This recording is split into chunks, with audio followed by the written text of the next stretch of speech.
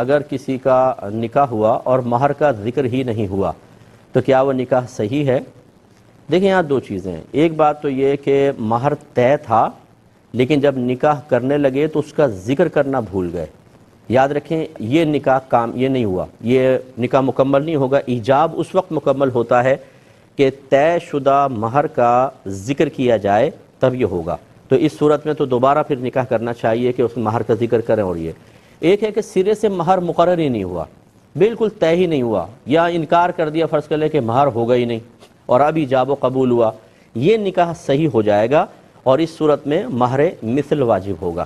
مہر مثل کا مطلب یہ ہوتا ہے کہ لڑکی کے والد کے خاندان کے اندر جیسے پھوپھی ہیں اور دیگر جو والد صاحب کے خاندان کی ہیں ان عورتوں کا جو اسی طرح کی بچی کی مثل ہوں. مثلا یہ بچی جوان ہے تو جوان دیکھا جائے گا، خوبصورت ہے تو خوبصورت، پڑھی لکھی ہے تو پڑھی لکھی.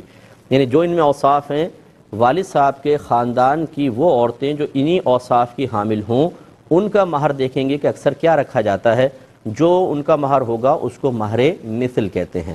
تو خلاصہ کلام یہ ہوا کہ اگر مہر مقرر تھا لیکن اس کا ذکر نکاح میں نہیں ہوا تو ایجاب اس وقت تک کامل نہیں ہوتا جب تک کہ مہر ذکر نہ کریں، دوبارہ نکاح کریں. اور اگر مہر سرے سے مقرر ہی نہیں ہوا تھا یا اس کا انکار ہی کر دیا گیا تھا، نکاح صحیح ہوگا اور مہر مثل لازم ہوگا.